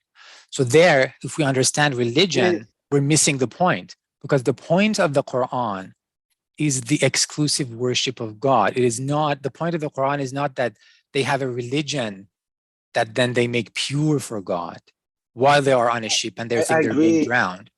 I agree that this is the point of Quran. Definitely, I cannot agree more with that. But when it says أَفَغَيْرَ دِينِ اللَّهِ يَبْغُونَ in Surah Al-Imran, it is not saying, are they seeking something other than the religion of God? It is really saying, why do they want to worship something other than God? What I'm wondering, Dr. Goudarzi, is that so the meaning you bring is closing deen to abada. And interestingly, I also exactly. I also checked, and I don't know if that's so I do not know the whole project that you have in mind. Probably it's a very fascinating project, but I see some people try to just map a word in Quran to one word and just one word. In English or Farsi or any other language other than Arabic. But whenever I see a project like that, some efforts in that regard, I'm just wondering, is that really a legit project and question? Because even if we just translate it as service or worship, that doesn't solve the problem of Hebrew and Aramaic roots of deen, which is jaza or and I'm not trying to solve the Hebrew or Aramaic roots of deen. I'm trying to understand what the Quran is saying. And I think we're missing the point. Why don't we accept polysemy in this regard? Because well, we can accept polysemy, but I showed you, in the translations. I think what I think is, we oftentimes resist change, right? We're used to a way of looking at things. We don't like it to change. And translating deen as religion, understanding it as religion, as I showed you, which is very dominant, I recognize it's really hard to change. Or Islam as just submission, it's so ingrained, it's really hard to change. So I think it's good to be, consider the possibility that maybe we're losing something also. So I'm not replacing a polysemy with unisemy. I'm actually replacing one unisemy with another unisemy, right? I'm saying they're all going for religion, but actually they're missing the point, because religion is not really what the Quran is talking about. It's not only religion, Dr. Goudarzi. At least the verse you said, people, I checked some translation, people were saying law, or in Farsi, ain, or sometimes they say faith. Yes, sometimes they say, yeah. Or sometimes obedience and ta'at. And by the way, sorry, I know I talked a lot. Sorry, don't want to have like one-on-one. I enjoy it, but people probably most likely do not enjoy when I talk. They enjoy when you talk. They no, you. That's great. You know what happens? I have myself some questions to points to, but somebody else raised their hand, and then we'll come back to you. The limitation will be, I think, the time Dr. Goudarzi has, and then he was very generous with his time and knowledge with us. So have your points, Dr. Divaji, and I think we come back to it. So I'm going to read for now, if it's okay. The question Aghay Hamid Olia asked, which I send it to Goudarzi too, so maybe he can look at it in the chat. So and then we come back. So first Khanum Saya and then other people. So Aghay Hamid Olia asked Dr. Goudarzi. I'm not sure he's here if he wants to raise his hand, but he's usually near his breaking fast time. So I will read it. Ahmed, are you here? Okay. So it says, Dr. Goudarzi, Ramadan Mubarak to you and all respected people present in the meeting. Thank you so much for the great talk. I have two questions. You have what is the specific difference between the verb abad? Yeah, we get exactly the same question. Abad and dāna, then in your opinion in Qur'an, do you think they are exactly synonym or might have specific differences? So that's exactly what's at the end of your discussion, we're reaching that whether it is dān or abada are getting the same. Can we then conclude Maliki Yawmiddin means the preserver of the day, that the true worship and obedience will prevail? So again, this is kind of the same point was raised, that what should we what about the other sense of the word deen, like the judgment day? Should they will be influenced too? I think there was the second question. Yeah, I think it only was two questions here. So yeah, let's answer these two questions and then thank you. So what about the other meaning? I mean, I've thought about, how do we explain? I think in Arabic, clearly dāna, yadinu, and deen have to do with servitude and service. How do we explain that in the light of judgment? Now, one thing I didn't mention is that in the dictionaries and also in works of Arabic, we find that dāna, in the sense of to serve, is one of the al-dād, one of the contronyms, meaning that it also has the opposite meaning. It not only means to serve, but it also means to make subservient, or to reduce to servanthood, to reduce to servitude. So it has both sides of the equation. It has the bottom side, being subject, being in the service of someone, but there's also the other one, which is to make subservient, to almost dominate and overpower.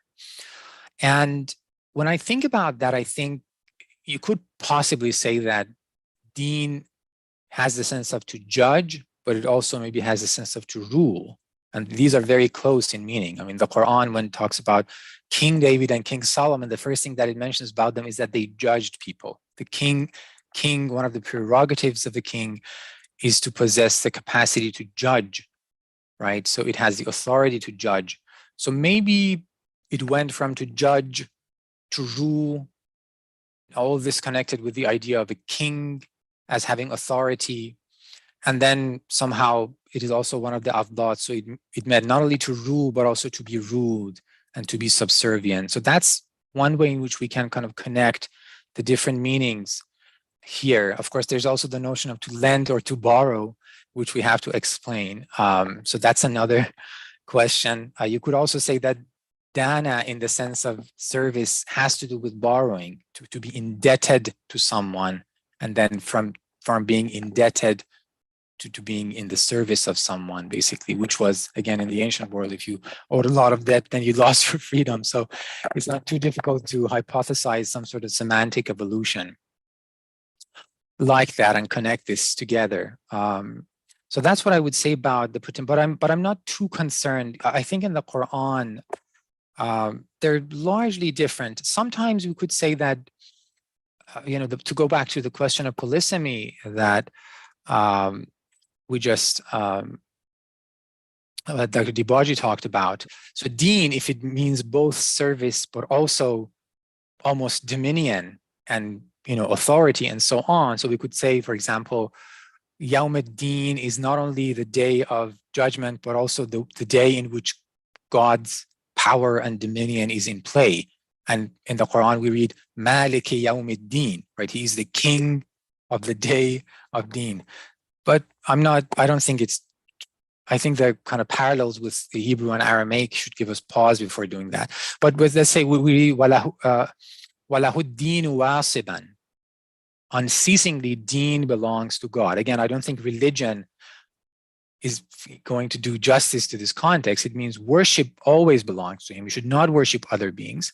But also you could say that deen means authority. God always has authority, right? So sometimes we can play with this, and maybe the Quran itself sometimes has, kind of both sides of the coin in mind, basically, when it's using these phrases. So these are all possibilities that I think exist, and I wouldn't kind of be against them. What was the first question, if you could kindly remind me? Okay, so the first one was the closeness of abad and dāna. Right. Yes. So that kind of, there's the one Dr. Dibaji said. So why two different terms for the same concept? Kind of. Or I mean, I'm putting it like that. Or what is it really the difference? What is the difference? Yes, it's a good question. I don't know, actually. I don't have a good answer for that. I mean, I think it is not at all surprising to have different words for the same concept. We do that all the time in our language, especially to avoid repetition. So, when you say la a'budu ma ta'budun, and then you don't want to say lakum ibadati wa li ibadati, it's just deen is also, I don't think ibadah, I'm not sure how common ibadah was necessarily. I'll have to check, kind of in the Arabic poems and so on. But deen and dāna and yadino seem to be very common in that sense. So what is the difference in meaning? I'm not too sure.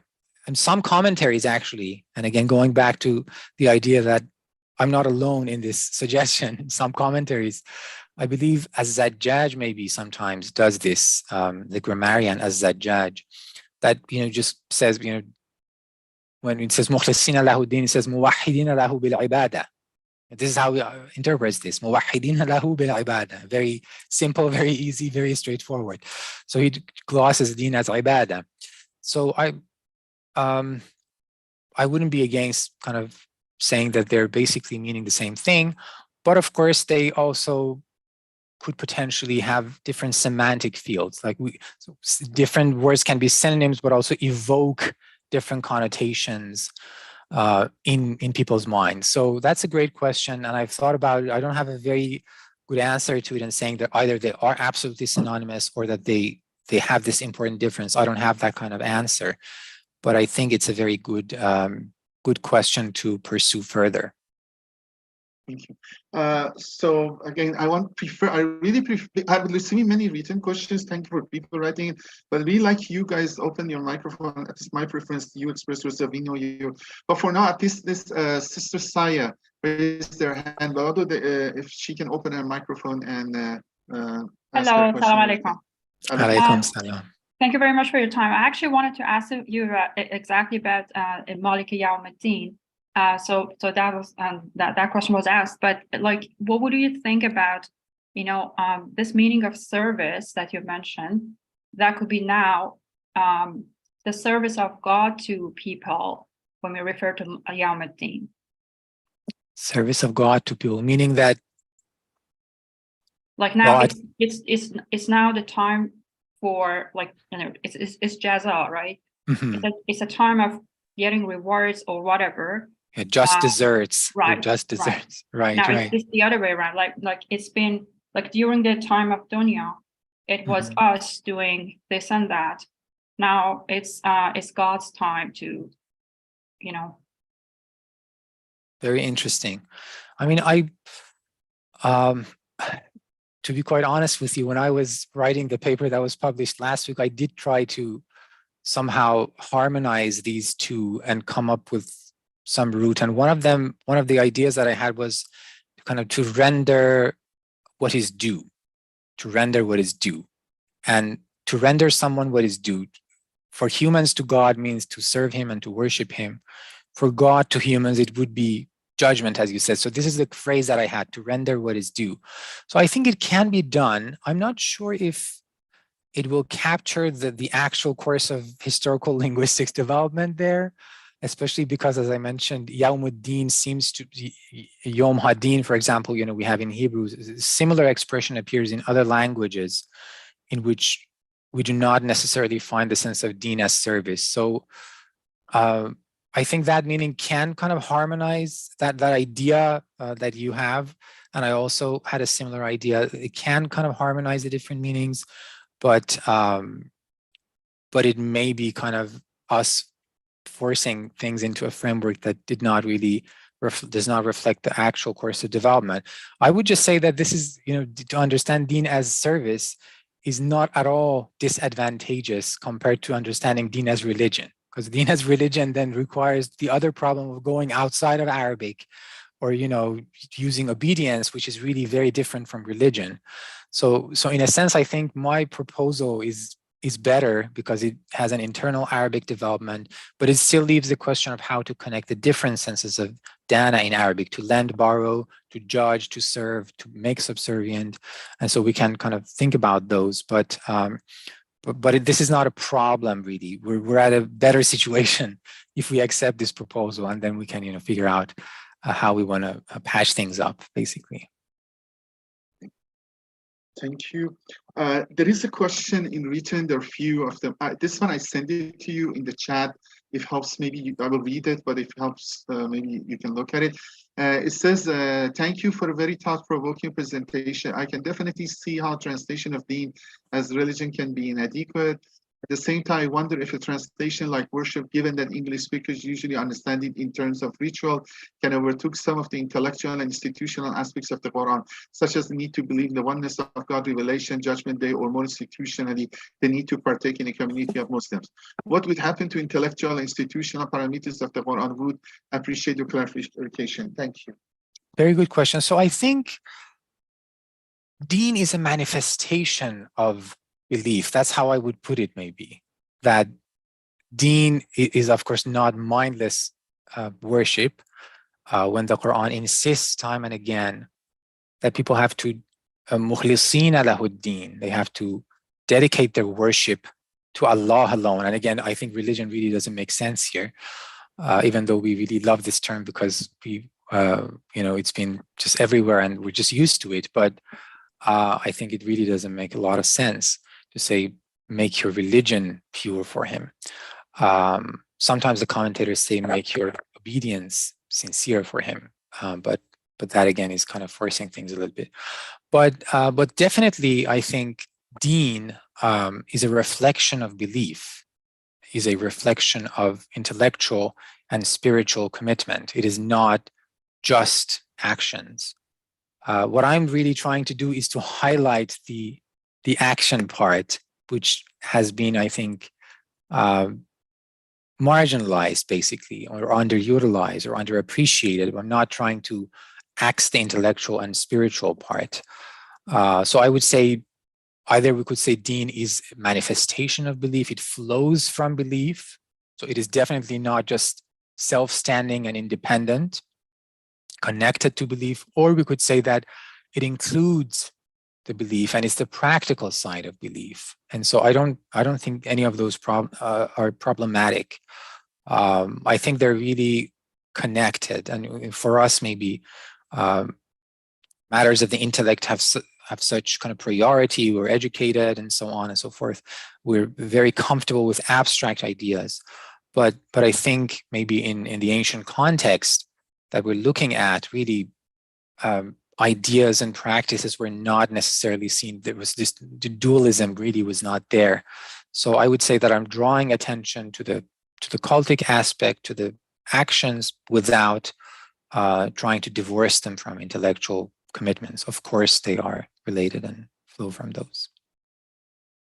Thank you very much. So I have another question, again written. I will send it to you. Then I may, okay, we have, I don't know how much time you have. You have 3-4 questions. Maybe we're thinking about 20, 30 minutes, maybe 20 minutes more. You have time for that? Yeah.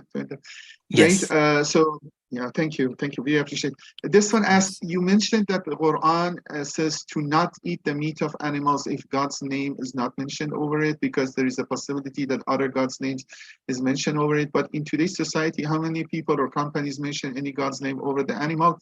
No one mentions any God's name. The idea of mentioning a God's name over an animal sounds like a cultural tradition from that time, rather than logical everyday action that is common to do. Please evaluate on this. Thank you so much. So this is a very good question. And I actually think this is why people basically did not, even from later Islamic centuries, after the prophetic time, basically, people came to understand these terms of deen, of Islam, or ikhlas in rather different ways than how they are in the Quran, in my understanding.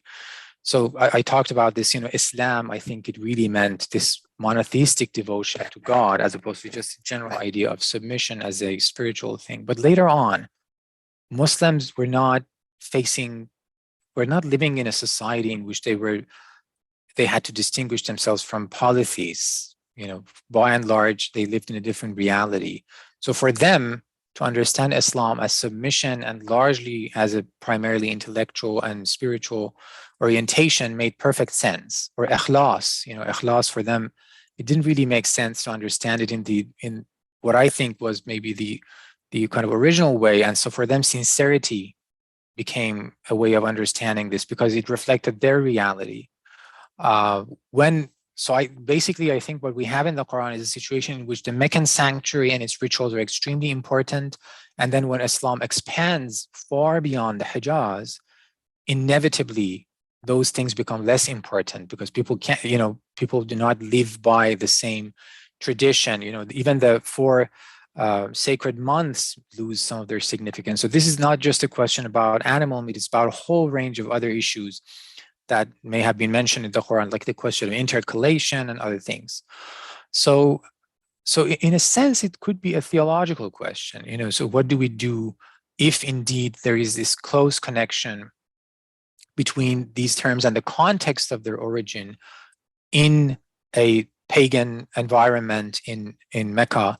So what is the lesson for us today? Well, someone might say, and Christians, by the way, face the same situation, because in the New Testament, there's this idea of do not eat the meat that is offered to idols. But later Christians were asking precisely this question, that there are no idols around. So what should we do? Should we observe certain requirements, or should we just eat meat whenever we find it? And some people said you can't eat the meat of any animal, basically, because you're sure now that idols do not exist, and you believe that demons do not exist. So some people believe that demons exist, so by eating the meat of animals, they could make themselves guilty, but for sure that there are no demonic powers and there is no reality behind the idols, so go ahead and eat the meat of animals. So it's really a question that they solve in that way, and it's a question for theologians, and I'm not a theologian. So I would say that I think there is another dimension to this all, which is that the taking of a life can be a very, very dramatic event. And in a sense, maybe there's the other rationale for mentioning God's name, that, basically this is God permitting us to do this. Allah has created these animals and he has permitted us to take their life and eat them. Otherwise, this is murder. I mean, in the Bible, actually, we have a similar situation which says, if you do not offer your animals, in the book of Leviticus, if you do not offer your animals as sacrifices to God, or if you eat the blood of animals, it's almost as if you're committing murder. So there is this other dimension of the violence that is being done in the act of slaughter. It is, again, to us very alien, because we just go to the grocery store or to the butcher shop and we buy the meat, and we're not faced with that reality because of the industrial nature of society. But in that society, there is this immense violence, blood. It's really it could be disturbing, really. And so another function that it has, the mentioning God's name, could be, acknowledging that he is giving us basically the permission to do this. So, but that's again in the realm of theological reflection. I'm veering away from the Qur'an specifically, and maybe we have to work with the hadith as well, and that's a different subject. So I would say it's an important question. Others have faced it, and it's a broader question. It's not just about this issue, about other issues as well. But there are ways of kind of thinking about it that go beyond just shirk. Thank you very much. There is a question says, still I'm not seeing any hands raised except myself. In Surah Ma'idah 5, it is mentioned that the food of the people of the book is permissible for you and yours is permissible for them. However, in other verses, it is stated the meat of animals slaughtered without the mention of God's name is impermissible. Was the meat of the people of the book always slaughtered by mentioning God's name, or does the law only apply to meat slaughtered by disbelievers? How important is to the meaning of Islam is the specific direction of Muslim prayer, praying toward the Kaaba, this identity matters, or azan, for that matter. Could a monotheist who does not pray this way be considered to follow Islam in its Quranic sense? So that's a very good question. I would say a few things about verse 5 of Surah Al-Ma'idah, which says, اليوم أحل لكم الطيبات وطعام الذين أوتوا الكتاب حل لكم وطعامكم حل لهم. So your food is permitted to them, their food is permitted to you. I think, I'm not too sure about this or too insistent on this, but I think that one effect of verse 5 is that it is communicating that the Ahl al-Kitab are not mushrikun. Maybe their way of worship is problematic, especially Christians, and their way of worship, again, is addressed at the end of Surah 5. The Eucharist is addressed in the Ma'idah that is sent down to Jesus, which is, I think, a reference to the Eucharist, which is the primary way in which Christians worshipped.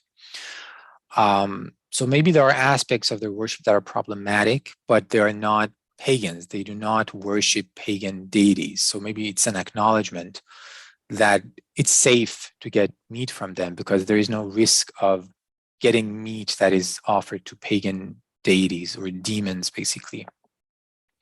So that's one way of looking at it. As to whether they mention God's name, I think in the Talmud, it is mentioned that the shohet, or the butcher, has to mention God's name, where there's a certain blessing that is mentioned, blessed is the Lord, and so on and so forth. So at least in that tradition, maybe they mentioned it. I don't know how closely they followed the Talmudic teaching, or maybe they had other traditions of their own. So they may have, but I don't know. I don't think we have good data about Jews and Christians in Mecca or Medina to kind of give a firm answer. But I think there is this sense that they are not pagans, and so they're not going to have slaughtered their animals to pagan deities. Interestingly enough, this question of this anxiety about slaughtering animals and eating the meat of an animal that you don't know how it was slaughtered, we find also in other traditions. In the Talmud, if I'm not mistaken, there's this opinion. Is not the only opinion. There are other opinions, but there's this opinion that you should not slaughter an animal for a Gentile.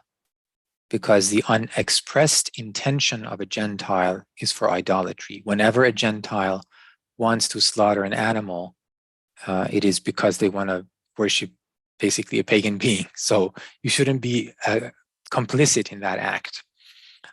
So yes, I don't know how important the meaning of Islam is the specific direction of Muslim prayer. So I mentioned that Islam is really has kind of these two levels. One has to do with really rituals of worship.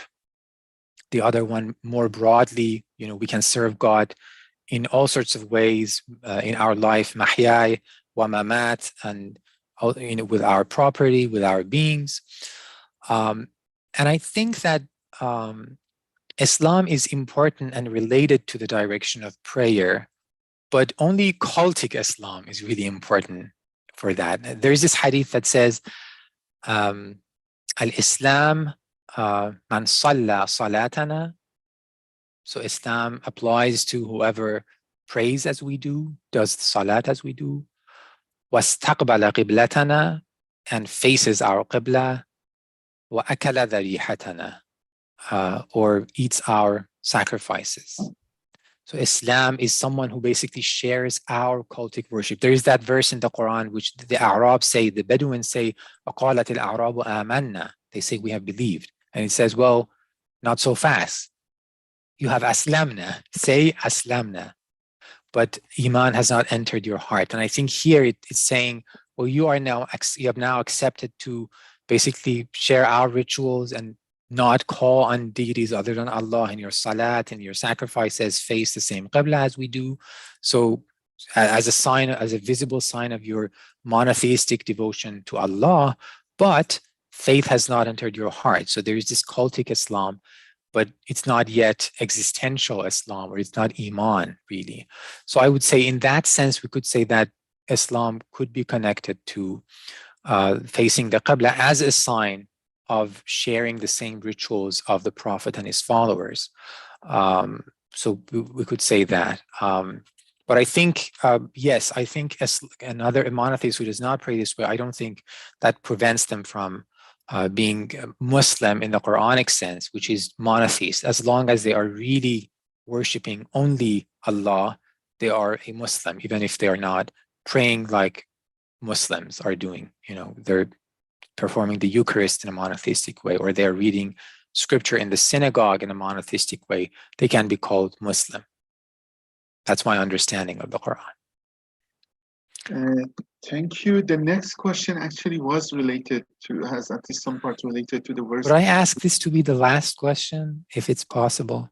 Okay, so I was going to say something myself too. Oh, so, okay, that will be all the longer. Okay, so because we'll finish. So because I want to let me say a compromise if it's acceptable to Dr. Goudarzi.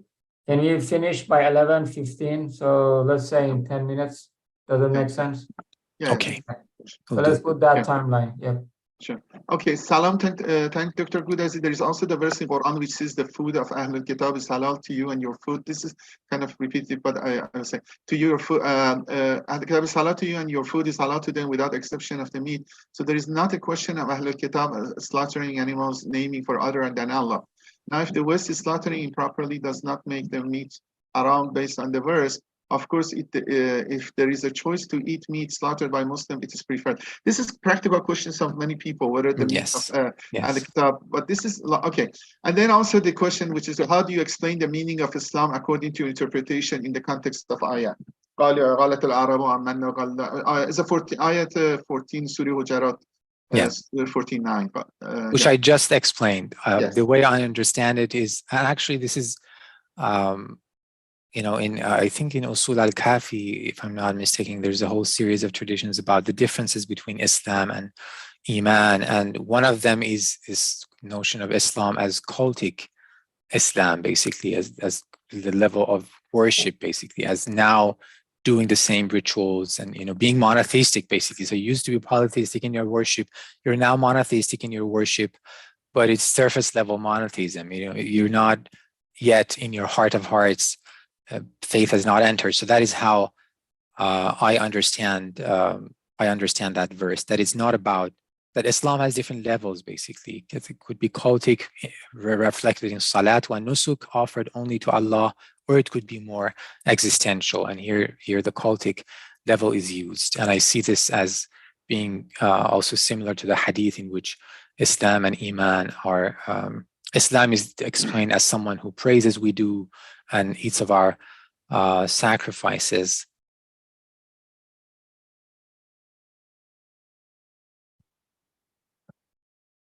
And there is another suggestion that I'm reading. I don't know if the kind of participant who is sharing them can.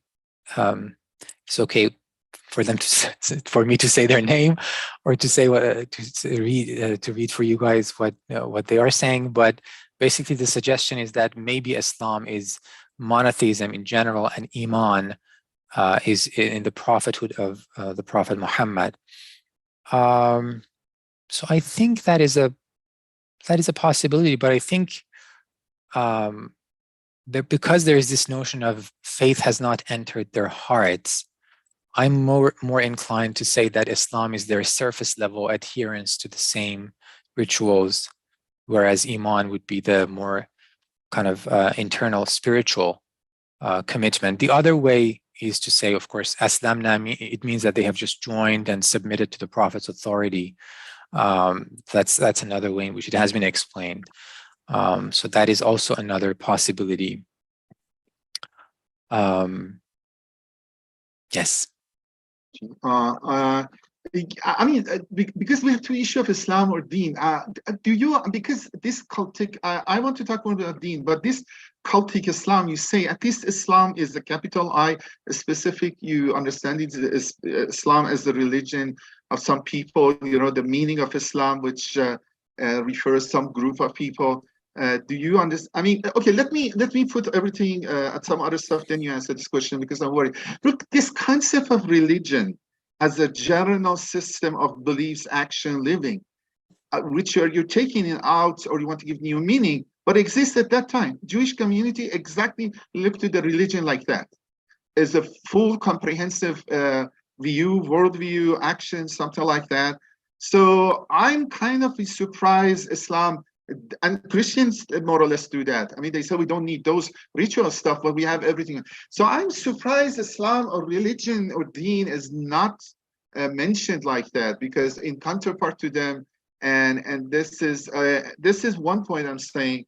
And then also I want you to explain at least, because you said a couple of times when the Fred Donner says, okay, this means Islam proper, Islam capital I, then every time you said, okay, this is addition to Qur'an after that, or even this verse, actually we had yesterday discussion, you know, Islam. This is really means what we understand Islam saying Shahadatain, because the timing is late. This is one of the last three surahs given to Prophet Muhammad, is the yawm, the time that after Surah At-Tawbah came and the many tribes converted. So the tribes en masse are converting, and then Arabs following their leader, they don't understand much. They say Shahada, they come, but the God said, okay, you just started. But let me go to, besides the Jewish one, look, also the meaning of religion. I think we have to take that root of Dain, Madyun, Farsi way I'm saying it, seriously, because this is the same sense. If I can share the stuff, we have it in English, or religio, or too. You know, if you look to the Greek. Okay, I'm here, but let me choose this one. Look, if you look to for example, the word religio, kind of have it says in the Roman, within the system of what we now call Roman religion. In the modern sense, the term religio means obligation to the gods, something expected by them from the human beings, or matter of particular care or concern. I mean, also the word religa means to bind, you know, the meaning of religion, how in English came. So I think by borrowing from some person, you bind to them.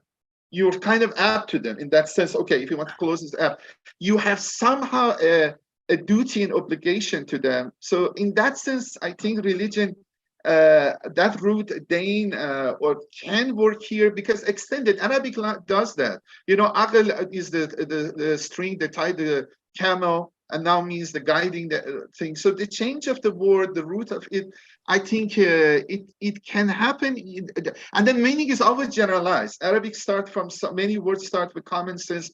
I mean, daily life of the Bedouins, suddenly they have a deeper meaning on it. So I'm thinking, I know worship could be, but also this, and they have much overlaps to each other. So I'm thinking the same idea, the same ambiguity you see, it is existed in the Roman kind of religion, religio, the same idea, and then the other one. But the main thing I think is this. Look, the main thing I'm thinking, some of the verses of Quran do not fit. You said 92. I mean, in the sense I'm saying, you said 92 verse.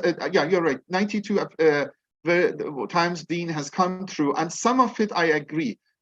At least can fit with worship, but I don't think some of these can fit easily with worship. Ya ahl al-kitab la tughlu fi dinikum la taghulu ala Allah illa al-haq. So how this exaggeration ahl kitab in the worship could come through? I'm glad you asked. Okay. So there are a couple of the other ones. So let me address this. So Yes. Yeah. So first of all, as I said, I'm not opposed. Some people are just opposed to using religion. Like Brett Nongri has a book that's titled Before Religion, and I think it's a very interesting book, very good book. He talks about religio in the Roman context. He talks about threskia in the Greek Christian context. He talks about the Judaism case. In all these cases, he says religion as this broad and reified system was not really a concept that existed. That actually religio, he says, meant worship. Threskia also really meant worship. And then when he comes to deen in the Quran, he says it probably means law. You know, he wants to say it doesn't mean religion. He says it means law, but I actually think it also means worship. It's like religio. Of course, it can expand later on. And when we say way of worship, it's not too far from religion. So I'm not fundamentalist in saying that, you know, absolutely no one should use religion. But, you know, as long as we are aware that it's not necessarily that very expansive concept of religion, I'm fine with that. But again, in many contexts, I think just religion doesn't make sense. Mukhlisina lahuddin is really worship, works much better. Walahuddin wasiban, it's not religion belongs to God, it's worship belongs to God. And it's really, are they seeking something other than the worship of God, not the religion of God? So I think in many cases, worship works beautifully, much better than religion. Some cases, if some people want to say, you know, there are a few cases that I haven't made my mind up about, but I haven't gone into them. Now, in about the case that you mentioned, which appears in Surah An-Nisa, there's another time actually that the same formulation is used in Surah Al-Ma'idah, right? Verse 77 of Surah Al-Ma'idah. قُلْ يَا أَهْلَ الْكِتَابِ لَا تَغْلُوا فِي دِينِكُمْ غَيْرَ الْحَقِّ. Exactly. Now, when we look at those verses of Surah Al-Ma'idah, they're in conversation with Christians. And what are they criticizing?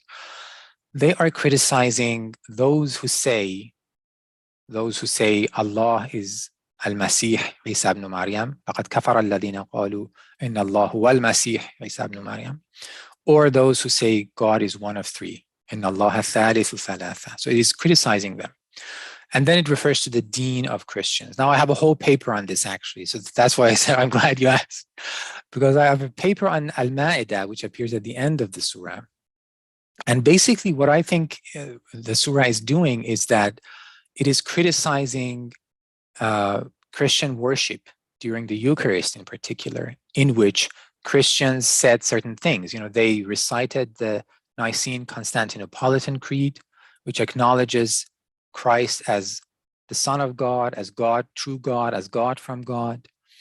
And so when it says, لا تقولوا, يا أهل الكتاب لا تقولوا في دينكم غير الحق, or يا أهل الكتاب لقد كفر الذين قالوا إن الله هو المسيح, I don't think we should see these verses as addressing Christian theologians.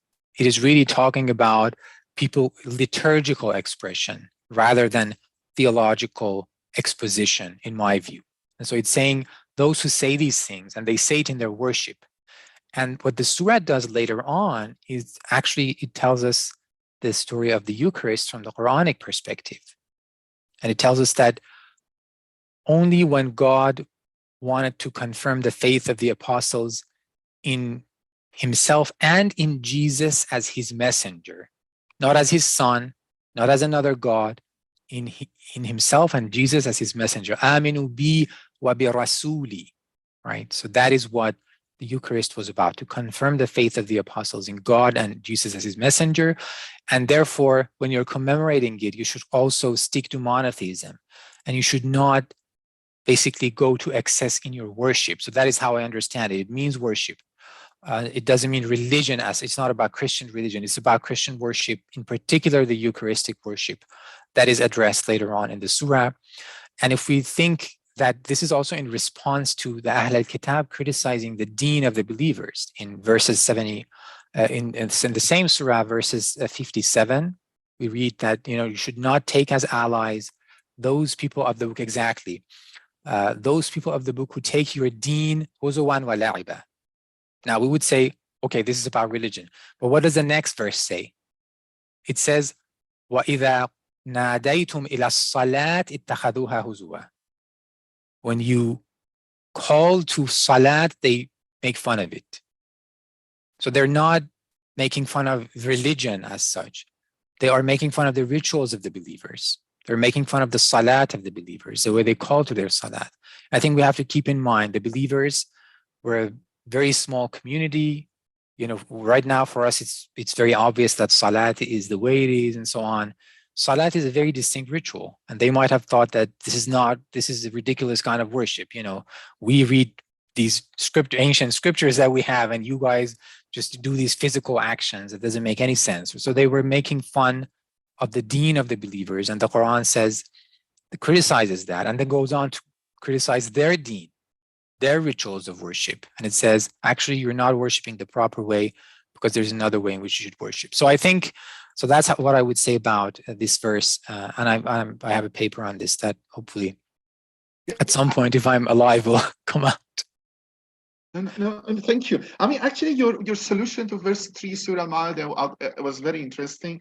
I'm not, because there are many theological, especially from Shia perspective, things on that verse too. But that was interesting. So just for myself, because you briefly mentioned it. So you say the idea is that the Jewish people at that time, or Christian people at that time, didn't have the concept of religion as so much comprehensive set of beliefs, actions, stuff like that. I mean, because I'm saying, or they don't have any concept like that.